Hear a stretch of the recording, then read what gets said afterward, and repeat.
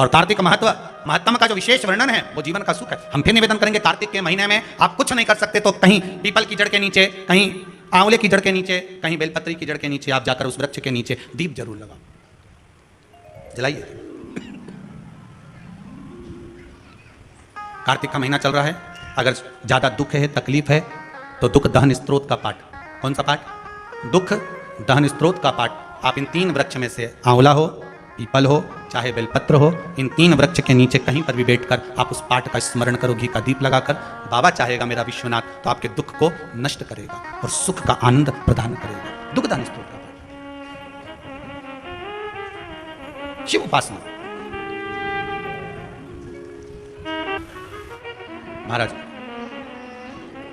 एक बात बहुत सावधानी से ध्यान रखिएगा, भगवान के मंदिर में आप जब भी प्रवेश करें, जिस भी भाव से आप शिव मंदिर में प्रवेश करें, चाहे राम मंदिर, चाहे कृष्ण मंदिर, चाहे नारायण का मंदिर, चाहे माँ का मंदिर, जगत जननी का हो, किसी भी मंदिर में प्रवेश करें, उस मंदिर की जो चौखट होती है, देहली होती है, उस पर कभी भी पाँव नहीं रखना चाहिए, लांग कर ही प्रवेश करना चाहिए।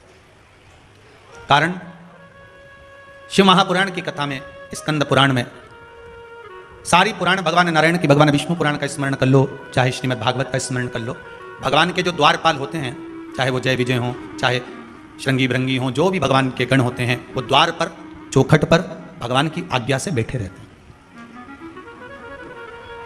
अब कई लोग कहते हैं गुरुजी किसी किसी मंदिर में चौखट नहीं होती, किसी किसी मंदिर में चौखट नहीं होती, सीधा खुला ओटला है, हॉल है, तो वहां का स्मरण क्या करा जाए?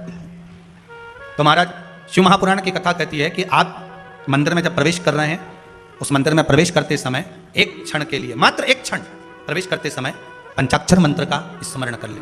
क्या मंत्र है? नमः शिवाय, नमः शिवाय, नमः शिवाय। पंचाक्षर मंत्र का स्मरण कर लें और अंदर प्रवेश कर लें।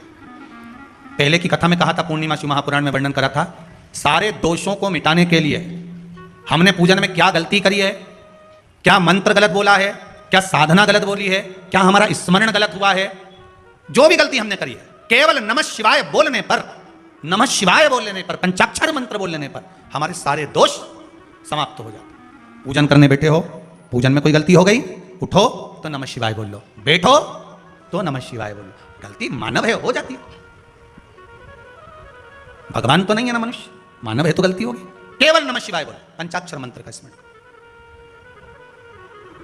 सारी गलतियां समाप्त। एक प्रश्न अच्छा है,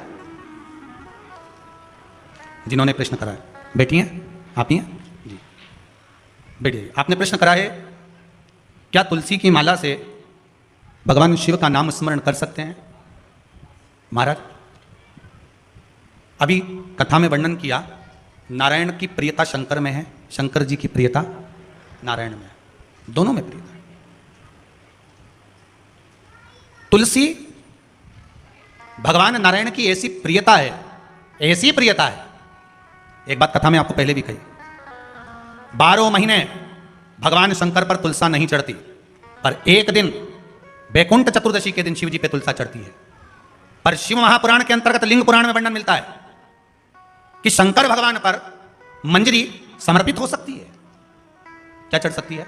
मंजरी। मतलब तुलसी की जो संविदा होती है, माला बनती है, उससे यह सिद्ध होता है कि आप शंकर का गुणगान गा सकते हो, शिव स्मरण कर सकते हो। आप किसी ने एक प्रश्न पहले भी करा था कि रुद्राक्ष की माला से क्या हम भगवान विष्णु का भजन कर सकते हैं? क्यों नहीं कर सकते? क्यों नहीं कर सकते? भगवान शिव का स्मरण आप तुलसी की माला से भी कर सकते हो, और रुद्राक्ष की माला से आप भगवान नारायण का भी स्मरण कर सकते हो।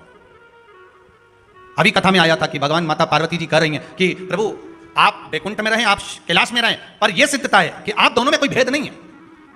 अगर दुनिया के लोग आप में भेद करेंगे तो वो कभी आपकी भक्ति प्राप्त नहीं कर सकते। रामचरितमानस में भी तुलसीदास जी ने ये लिखा कि जो शिव में भेद करेगा और राम में भेद करेगा वो राम को पाने का हकदार नहीं है।